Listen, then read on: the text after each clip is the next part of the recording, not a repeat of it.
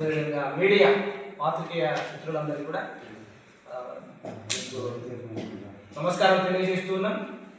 ఈ దినం ఈ రీతిగా ఈ ప్రెస్ మీట్ ఏర్పాటు చేయడం గల ప్రధానమైన ఉద్దేశం ఏంటంటే, గడిచిన మాసంలో ఫిబ్రవరి 25వ తారీఖు ప్రెస్టన్ స్కూల్లో రెవరెండ్ డాక్టర్ కేఎం జాన్ గారు, అదేవిధంగా పక్కా ప్రవీణ్ గారు, దారా జేమ్స్ గారు, ఈ ముగ్గురు కలిసి నిర్వహించినటువంటి ఒక మీడియా సమావేశంలో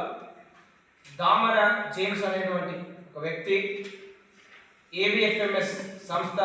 ప్రతినిధులైనటువంటి నల్ల సుకుమార్ గారు, నల్ల ఆమోస్ గారు, అదేవిధంగా ఎల్మర్ విక్టర్ తప్పుడు అసత్య ప్రకటనల మీద వాటిని మేము ఖండించడానికి ఒక ప్రెస్ మీట్ ఏర్పాటు చేయడం జరిగింది. ఇక్కడ కూడిన మేమందరం కూడా ABFMS American Baptist Foreign Mission Society యొక్క ప్రతినిధులు, ఈ జనగామ ప్రాంతానికి సంబంధించి. ఇటీవల కొంతమంది వ్యక్తులు, ఎవరైతే ఇప్పటిదాకా నేను కొన్ని పేర్లు చెప్పానో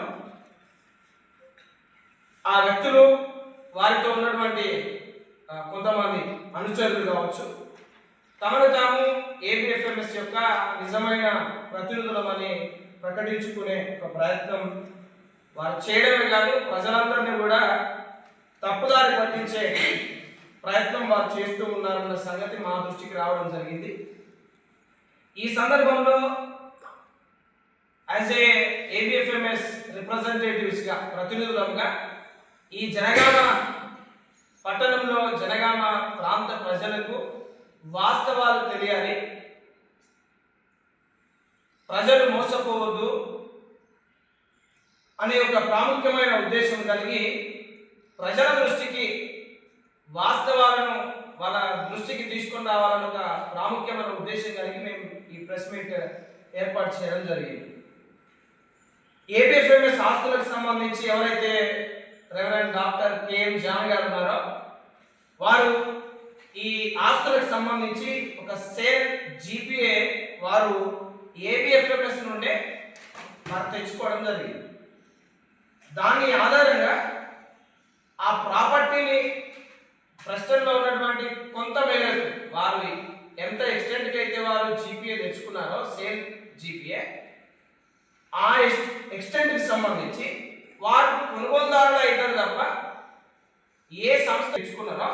ఆ సంస్థకు వారు ప్రతినిధులు కాదన్న విషయాన్ని స్పష్టంగా తెలియజేయాలని అనుకుంటున్నాం.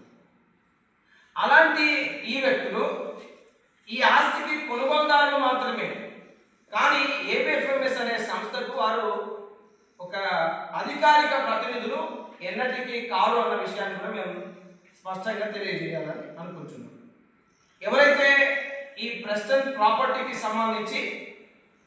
ఆ సేల్ జీపీఏ తెచ్చుకున్నటువంటి వ్యక్తులు వ్యక్తిగతంగా వాళ్ళకు ఉన్నటువంటి అమౌంట్ను ఆ ప్రాపర్టీ మీద ఇన్వెస్ట్ చేసి దాన్ని రక్షించుకోవచ్చు,